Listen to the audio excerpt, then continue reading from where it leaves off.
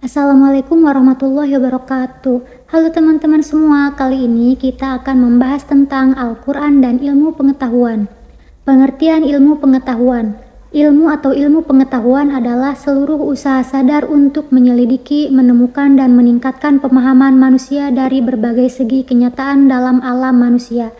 Segi-segi ini dibatasi agar dihasilkan rumusan-rumusan yang pasti.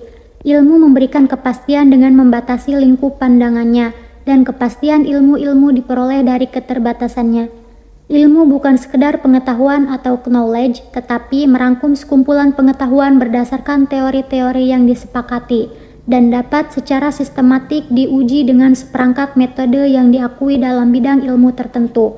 Nah, selanjutnya, Al-Quran dan ilmu pengetahuan.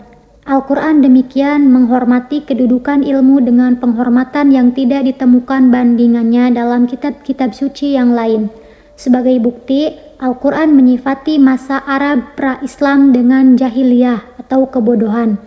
Di dalam Al-Quran terdapat beratus-ratus ayat yang menyebut tentang ilmu dan pengetahuan. Di dalam sebagian besar ayat itu disebutkan kemuliaan dan ketinggian derajat ilmu. Kolerasi antara Al-Quran dan ilmu pengetahuan. Kolerasi pertama dan utama adalah antara Al-Quran dan ilmu pengetahuan adalah dalam Al-Quran ditemukan kata-kata ilmu dalam berbagai bentuknya yang terulang sebanyak 854 kali.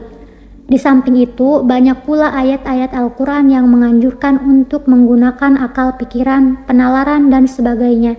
Sebagaimana dikemukakan oleh ayat-ayat yang menjelaskan hambatan kemajuan ilmu pengetahuan. Antara lain, yang pertama ada subjektivitas. A. Suka dan tidak suka. B. Taklid atau mengikuti tanpa alasan. Yang kedua, angan-angan dan dugaan yang tak beralasan.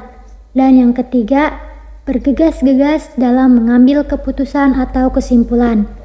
Terakhir, sikap angkuh atau enggan untuk mencari atau menerima kebenaran. Relasi kedua dapat ditemukan pada isyarat-isyarat ilmiah yang tersebar dalam sekian banyak ayat Al-Quran yang berbicara tentang alam raya dan fenomenanya. Dalam penafsiran ilmiah terdapat ayat-ayat Al-Quran membawa kita kepada paling tidak 3 hal pula hal yang perlu digarisbawahi, yaitu yang pertama ada bahasa, yang kedua konteks ayat-ayat, dan yang terakhir sifat penemuan ilmiah.